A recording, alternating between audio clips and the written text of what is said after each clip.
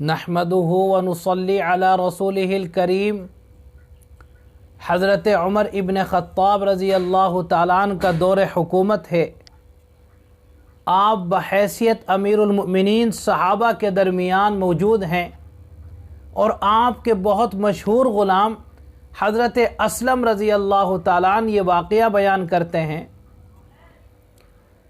कि हमें ये इत्तला मिली कि कहीं बाहर से कोई काफ़िला आया है और उन्होंने मदीना तय्यबा के बाहर अपने ख़ीमे लगा लिए हैं। हज़रत उमर रज़ी अल्लाह ताला अन्हु जो कि हाकिम वक्त हैं, बादशाह हैं, वो मुझसे इरशाद फरमाते हैं कि असलम ज़रा चलें और काफ़िले वालों का हाल दरियाफ़्त करें कि वो किस हाल में हैं।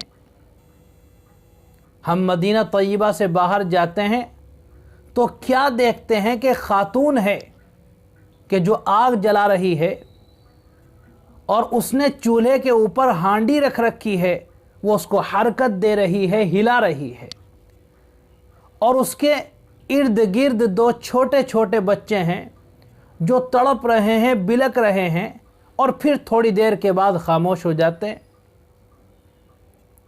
हज़रत उमर इब्न ख़त्ताब रज़ी अल्लाह ताला अन्हु जब ये मंज़र देखते हैं तो उस खातून के पास तशरीफ़ ले जाते हैं, मालूम करते हैं कि तेरे बच्चों का क्या हाल है।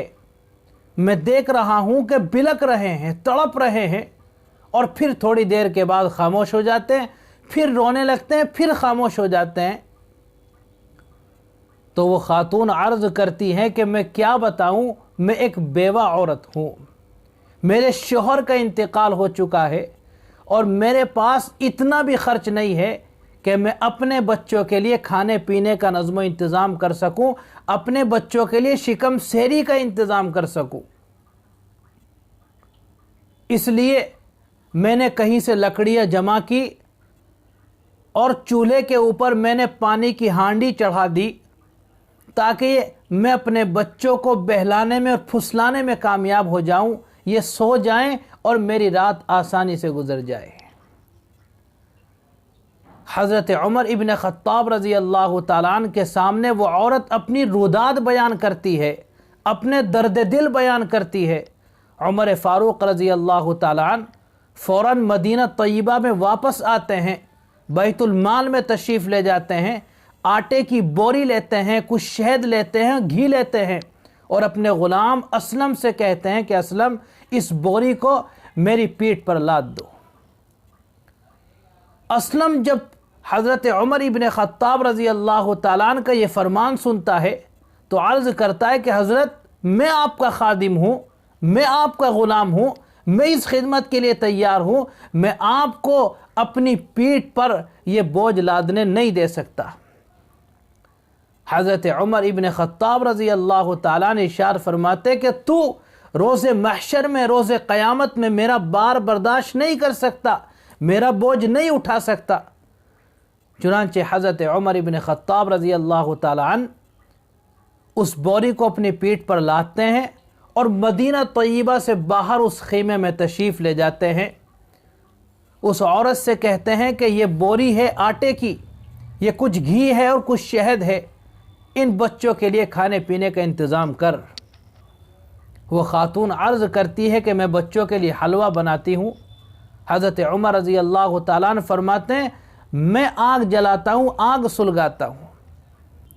हज़रत असलम रज़ी अल्लाह ताला अन्हु फरमाते हैं कि मैं अमीरुल मुमिनीन खलीफतुल मुस्लिमीन को अपनी आँखों से देख रहा था कि वो लकड़ी में फूंक मार रहे थे और लकड़ियों से धुआं उठ रहा था जो आपको तकलीफ़ पहुँचा रहा था।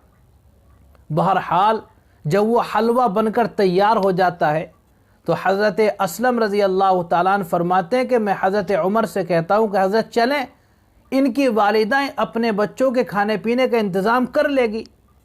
हज़रत उमर इब्न ख़त्ताब रज़ी अल्लाह ताला अन्हु इरशाद फरमाते नहीं, मैं कुछ देर यहीं ठहरूँगा। चुनांचे जब उनकी माँ अपने बच्चों को खाना खिलाती है, जब बच्चे शिकम सेर हो जाते हैं, उनका पेट भर जाता है, तो वो हंसने लगते हैं, मुस्कुराने लगते हैं और खेलने लगते हैं। हज़रत उमर रज़ी अल्लाह ताला अन्हु ان کو بیٹھے ہوئے دیکھ رہے ہیں۔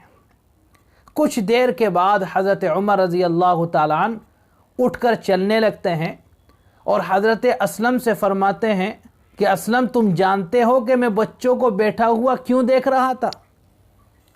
وہ عرض کرتے ہیں کہ میں نہیں جانتا۔ حضرت عمر رضی اللہ تعالیٰ عنہ فرماتے ہیں کہ میں یہ چاہتا تھا کہ جس طرح میں نے بھوک کی وجہ سے ان بچوں کو تڑپتے ہوئے دیکھا ہے، بلکتے ہوئے دیکھا ہے، روتے ہوئے دیکھا ہے، میں اپنی آنکھوں سے شکم سیر ہونے کی وجہ سے ان کو ہنستے ہوئے اور کھیلتے ہوئے دیکھنا چاہتا تھا۔ میں اس وجہ سے ان بچوں کو بیٹھا ہوا دیکھ رہا تھا۔ میرے بھائیوں اور بزرگوں، یہ امیر المؤمنین ہیں، خلیفۃ المسلمین ہیں، جو اپنی رعایا کا حق ادا کر رہے ہیں، جو لوگوں کو راحت پہنچانے کا کام کر رہے ہیں، سکون پہنچانے کا کام کر رہے ہیں۔ میرے بھائیوں اور بزرگوں، ہماری حالت کیا ہے؟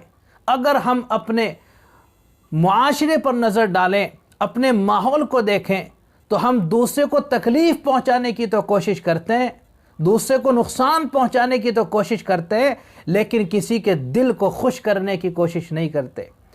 ہم کسی کی تکلیف کو دور کرنے کی کوشش نہیں کرتے۔ میرے بھائیوں اور بزرگوں، جو انسان اس خدمت کو انجام دیتا ہے، جو غریبوں کی غربت کو دور کرنے کی کوشش کرتا ہے، جو پریشان حال لوگوں کی پریشانی میں کام آتا ہے، میرے بھائیوں آپ اس سے معلوم کر کے دیکھیں، اسے کھانا کھانے میں وہ مزہ نہیں آتا، اسے کسی چیز کے پینے میں وہ مزہ نہیں آتا جو کسی غریب اور پریشان حال انسان کی پریشانی کو دور کرنے میں مزہ آتا ہے۔